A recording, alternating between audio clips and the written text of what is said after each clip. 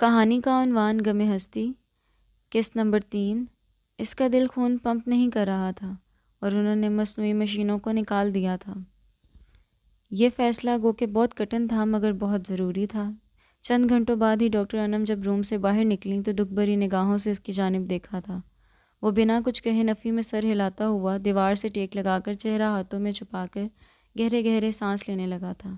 Doctor انم نے اس کو پکارا تو اس نے امید بھری نگاہوں سے اس کو دیکھا۔ انہوں نے دکھ سے نفی میں سر ہلایا تو وہ دھندلائی آنکھوں سے ان کو بے بسی سے دیکھتا رہا۔ انہوں نے کیا کہا وہ نہ سن پایا تھا اور نہ ہی سمجھ پایا تھا۔ I am sorry Aiza.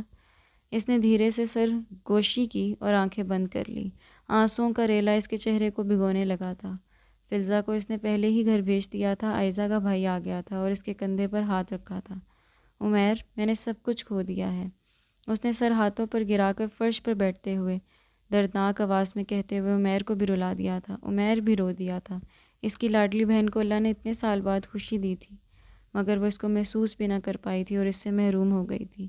اس کے بعد ساری ہمت عمیر ہی کو دکھانی پڑی تھی کیونکہ اس کو تو دنیا جہاں کا کوئی ہوش نہ تھا۔ اپنی بیٹی کو کانپتے ہاتھوں سے اس نے پہلی بار اٹھایا بھی تو تب جب وہ آخری بار اٹھا رہا تھا، اور پہلی بار اس کا لمس محسوس بھی تب کیا جب وہ زندہ نہ تھی۔ کیا کسی مرد کے لیے اس سے زیادہ اذیت ناک کوئی لمحہ ہوگا کہ وہ اپنی اولاد کو پہلی بار اٹھائے، اور وہ بھی تب جب وہ زندہ نہ ہو؟ اس نے روتے ہوئے اذیت بھرے لہجے میں کہتے ہوئے عمیر کو بھی دیکھا تو عمیر نے بنا دیکھے اس کو گلے لگا کر اس کی ہمت بندھائی تھی۔ عمیر دیکھو، کہیں سے بھی نہیں لگ رہا کہ یہ آگے کہہ نہ پایا تھا اور پھر کانپتے ہونٹوں سے اس کو دیکھنے لگا تھا۔ کتنی بے بسی تھی اس کے چہرے پر۔ عمیر نے بس نفی میں سر ہلایا تھا۔ آئزہ پر بھی یہ خبر بم کی طرح برسی تھی۔ وہ بچوں کی طرح روئی تھی۔ اس کو امید تھی لیکن یقین نہیں، مگر کہیں نہ کہیں وہ خود کو اس خبر کے لیے تیار کر چکی تھی۔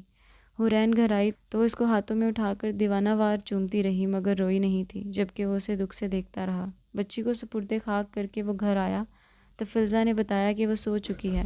سب خاندان والے وہاں ہی تھے اور اس کو حوصلہ دے رہے تھے اور بس خاموش تھا۔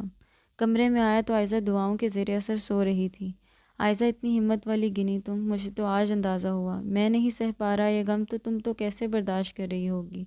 اس نے جھک کر اس کے ماتھے پر ہاتھ رکھا تھا جو ٹھنڈا تھا اور اس کی آنکھوں سے گرم سیاہ مادہ اس کی پیشانی پر گرا تھا، اور پھر کئی ثانیہ اس کو دیکھ کر وہ دوسری جانب آ کر بیٹھ گیا تھا۔ یا اللہ ہمت دے دے ہم دونوں کو، اس نے حورین کی تصویر نکالتے ہوئے ہونٹ اس پر رکھ کر کہا تھا۔ 1 ماہ سے زیادہ کا عرصہ گزر گیا تھا۔ وہ دوبارہ ڈیوٹی پر جا رہا تھا جبکہ آئزہ اس کے درمیان کبھی حورین کے معاملے میں بات نہیں ہوئی تھی۔ دونوں ایک دوسرے کے سامنے مضبوط رہتے تھے مگر تنہائی میں دونوں ٹوٹ کر بکھر جاتے تھے۔ آج وہ ڈیوٹی سے آیا تو وہ کچن میں تھی۔ السلام علیکم مسز، اس نے محبت سے چور لہجے میں کہتے ہوئے اپنی کیپ میز پر رکھی تھی تو وہ چونکی تھی۔ کیوں وہ وقت سے پہلے آ گیا تھا؟ آئزہ نے پلٹ کر اسے دیکھا اور پھر نظریں چرا کر سنک پر رکھے برتن خشک کرنے لگی۔ وعلیکم السلام، بھیگی آواز میں جواب دیا، اور وہ جان چکا تھا کہ وہ رو رہی ہے۔ وہ خاموشی سے بس اس کی پشت کو دیکھتا رہا۔ اس کو سمجھ نہیں آ رہی تھی کہ وہ اس سے اب کیا سوال کرے، جبکہ آئزہ بھی اس کے بولنے کی منتظر تھی۔ وہ کہیں نہ کہیں چاہ رہی تھی کہ وہ اس سے آنسوؤں کا سبب نہ پوچھے۔ خاموشی طوالت اختیار کرنے لگی تو آئزہ کو لگا وہ جا چکا ہے، مگر پلٹی تو اس کو اپنی جانب دیکھتا پایا۔ وہ بوکھلا گئی۔ جلدی آ گئے آپ آج؟ کافی دیر بعد بھی جب وہ کچھ نہ بولا تو آئزہ پوچھے بنا نہ رہ سکی تو اس نے سر کو جنبش دی۔ طبیعت ٹھیک ہے آپ کی؟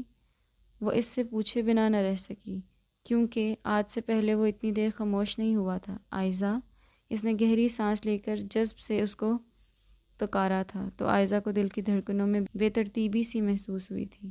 جی؟ آئزہ وہاں ہی کھڑی اس کو دیکھ رہی تھی۔ کمرے میں آؤ، وہ کہہ کر چلا گیا تو آئزہ نے الجھن بھرے انداز میں اس کو دیکھا تھا۔ پھر اس کے لیے چائے بنائی اور کمرے میں گئی تو وہ بیڈ پر بیٹھا اسی کا انتظار کر رہا تھا۔ چائے؟ آئزہ نے چائے کا کپ اس کے آگے رکھا تھا اور اس کے سامنے بیٹھ کر سوالیہ نگاہوں سے دیکھا تھا۔ آئزہ، مجھے تم سے اہم بات کرنی ہے۔ میں سن رہی ہوں۔ آئزہ نے اس کی جانب دیکھتے ہوئے آہستگی سے کہا تھا۔ ہم کب تک ایک دوسرے سے چھپتے پھریں گے؟ اس کے مبہم انداز میں کہی بات کو وہ سمجھ گئی تھی مگر وہ سمجھنا نہیں چاہتی تھی، اسی لیے ماتھے پر الجھن بھری شکنیں لیے اس نے سوالیہ انداز میں آبرو اچکائے۔ مطلب یہ کہ ہم دونوں کا غم ایک جیسا ہے، ہم دونوں کیوں چھپ کر روتے ہیں؟ میں ڈیوٹی پر گھٹ گھٹ کر روتا ہوں اور تم تم میری غیر موجودگی میں، کیا یہ اچھا نہیں کہ ہم دونوں ایک بار جی بھر کر ایک ساتھ رو لیں، بعد میں رونے میں، حورین کی باتیں کرنے میں ہچکچاہٹ محسوس نہ کریں؟ وہ ہمارا حصہ ہے تو ہم اس کو کیسے بھول سکتے ہیں؟ عائزہ کا ہاتھ دھیرے سے تھامتے ہوئے وہ سنجیدگی سے کہہ رہا تھا۔ اس کی آواز باوجود کوشش کے بھیگ گئی تھی۔ عائزہ جو صبح سے ہی بھری پڑی تھی، اس کا ضب بھی جواب دے گیا تھا۔ چند ثانیے ایک دوسرے کو دیکھتے رہنے کے بعد وہ دونوں ہی ایک دوسرے کے ہاتھوں پر چہرہ گرا کر رو پڑے تھے، اور اس بار کوئی ڈر اور خطرہ نہیں تھا کہ دوسرا نہ دیکھ لے۔ جی بھر کر رو لینے سے دونوں ہی کے دل عجیب سا بوجھ سرکتا محسوس ہوا تھا۔ شاید ایک دوسرے سے غم بانٹنے کا ہی نتیجہ تھا۔ اللہ کی ذات سے مایوس نہیں ہوتے، وہ انشاءاللہ ہمیں جلد اس خوشخبری سے نوازے گا، اس نے عائزہ کو ساتھ لگا کر تسلی امیز لہجے میں کہا، تو وہ دھیرے سے سر ہلاتی مسکرائی تھی۔ تھوڑی دیر بعد وہ دونوں نارمل ہو گئے تھے۔ گو کہ یہ غم تعمر ہی ساتھ رہنا تھا، مگر اب ایک دوسرے کے سامنے قبول کرنے کا یہ فائدہ ہوا تھا کہ کم سے کم اب حورین کا تذکرہ کرتے ہوئے یا اس کے لیے پلکیں نم کرتے ہوئے ان کو آڑ کا سہارا نہیں لینا پڑے گا، بلکہ ایک دوسرے کے سامنے کھل کر رو بھی سکیں گے، اپنا غم ہلکا کر سکیں گے۔ کبھی کبھی کس غم کو قبول کر لینے سے وہ مزید روگ نہیں رہتا، بلکہ آپ کو جینے کی ہمت دیتا ہے۔ وہ دونوں بھی ایک دوسرے کی ہمت بن گئے تھے۔ از قلم زویا مجید چودھری۔